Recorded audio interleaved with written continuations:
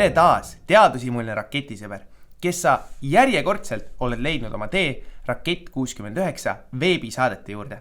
Täna räägime sellest, kuidas autod ja kärud pööravad. Teaduslabürint algab geomeetrilist mõtlemist nõudva takistusrajaga.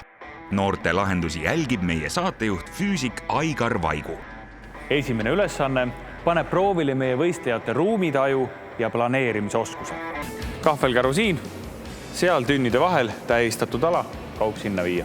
Tutvume kõigepealt ka selle labürindiga, mis võistlejatel tuli läbida. Võistlejate käru asetses algul siin ristipidiselt labürindi sissepääsu ees. Need ringikesed siin indikeerivad neid suuri tünne, mida oli ka telepildis näha. Ning lõpuks peab käru jõudma siia alasse. See oli ka maha teibiristiga tähistatud. Sellele ülesandele on sisuliselt 2 lahendusvarianti.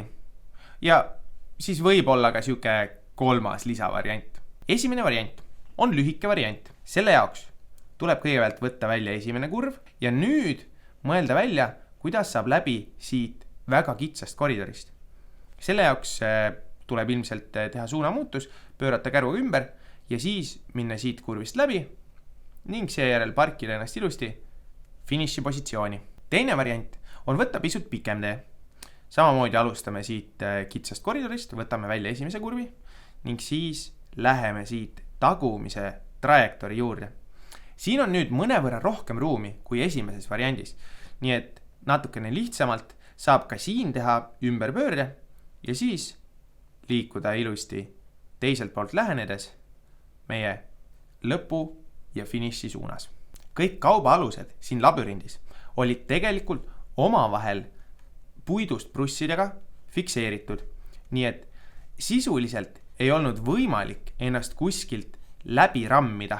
Ainuke kaubaalus, mis ei olnud ühegi teise kaubaaluse külge füüsiliselt fikseeritud, oli see alus siin.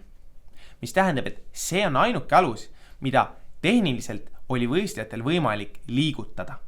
Kui käime läbi need 2 trajektoori ja teile tundub, et ühtepidi ei oleks pidanud mõnest trajektoorist läbi saama, aga näete telesaatest, et mõni ikkagi sai, siis suutis ta piisavalt natukene nügida eest ära seda ainsat lahtist alust. Ja kuigi nende 2 lahendusvariandi jaoks ei pidanud sa oskama seda kahvelkäru kasutada, ehk siis sa ei pea oskama kaubaaluseid tõsta ja langetada sellega, siis 3. viisi lahendust saab leiutada aga siis, kui sa tõesti oskad seda kahvelkäru käsitseda. Seepärast tuleks kohe alguses siin visata koorem maha, minna käruga selle aluse alla, seejärel liigutada see alus kuskile eest ära ning siis tulla uuesti enda kauba järele ja viia see siit lõppu. Tehniliselt saaks seda ülesannet ka nii lahendada, kuid ühtegi sellist lahendust me saates ei näinud. Kuid millest tuleb siis selle ülesande lahendamisel raskus? Käru liigub sarnaselt sellele, nagu liigub auto.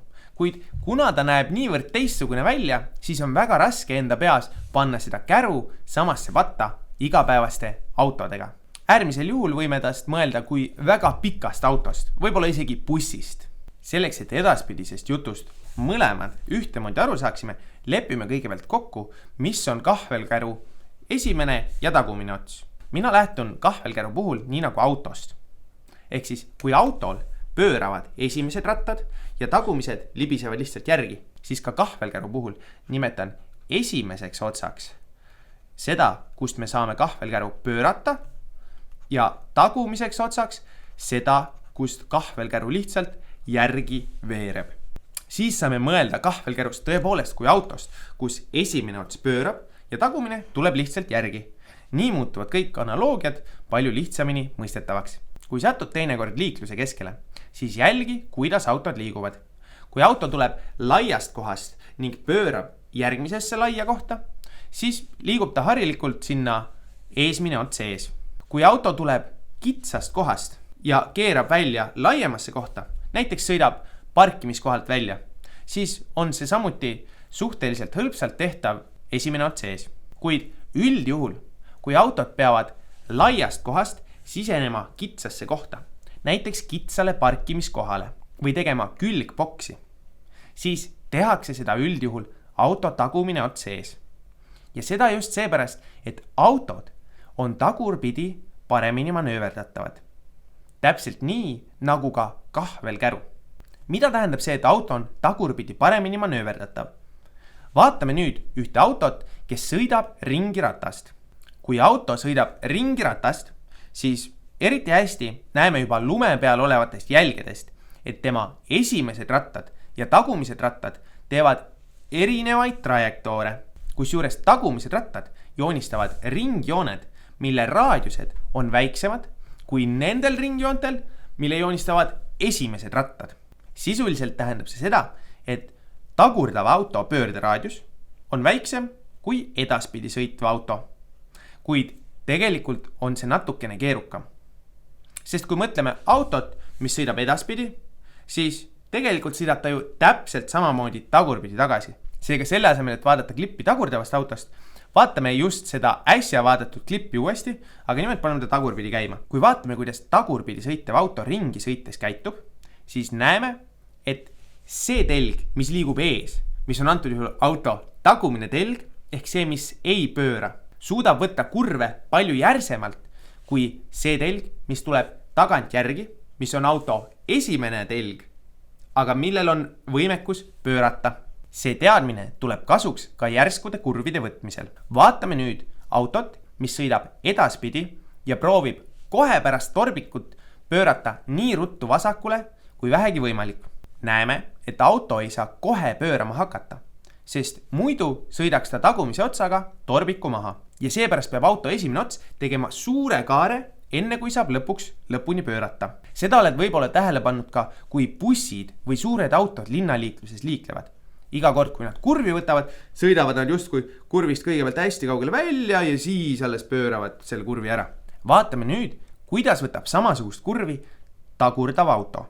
Me näeme, et auto sõidab täpselt samas jäljes, mis on jäänud eelmisest kurvi võtmisest. Mis tähendab, et kurvi lõpuks jõuame ikka samasse kohta. Kuid tagurdamiseelis on see, et meil ei ole vaja ruumi selleks suureks kaareks, mida edaspidi sõites auto nina kõigepealt võttis. Mis tähendab, et kui peame näiteks kitsas parklas omale koha leidma ja kahel pool on auto ees, siis nina ees minnes tahaksime ühele autole otsa sõita, kuid tagurdades saame täpselt selle vahe ära täita. Paneme nüüd need 2 trajektoori joonisele kõrvuti. Kui joonistasime siia nüüd ka kitsa koridori, kuhu lõpus just kui mõlemad autod sõitma oleks pidanud, siis näeme, et enne sinna koridori mahtumist läks edaspidi sõitev auto tugevalt sellest koridorist välja. Mis tähendab, et kui seal oleks olnud maja sein või teine auto, siis oleks juhtunud avarii. Kust tuleb siis see erinevus? See sama lisakaareke on olemas tegelikult ka tagurpidi manööverdaval autol, kuid see lisakaareke tehakse pöörava teljega enne seda kitsast olukorda. See lisakaareke asub meil siin. Tehniliselt võiks see lisakaar tagurpidi liikuval autol olla sama suur kui lisakaar edaspidi liikuval autol. Lihtsalt nad asuvad erinevates kohtades. Harilikult tagurdamegi kitsastesse kohtadesse, kui meil on piisavalt ruumi väljaspool kitsast kohta manööverdada. Näiteks sõiduteel parkimiskohtade vahel. Ja täpselt sama juhtub ka kahvelkäruga. Kahvelkäru esimene telg pöörab lihtsalt nii palju rohkem, et need efektid võimenduvad. Kui vaataksime, kuidas kahvelkäru ühte või teistpidi ringi sõidab, siis näeme, et selle pöörav telg teeb oluliselt suurema kaare kui see telg, mis ei pööra. Ehk siis nii nagu auto puhul esimene ots läbib suurema kaare ja tagumine ots lõikab selle kaare keskele kokku väikeseks ringiks.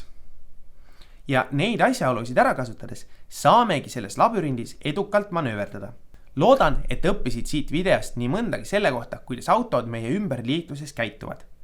Ning nüüd tead, millal tasub jätta kohe heaga rohkem ruumi, kui näed suurt autot või bussi kurvile lähenemas.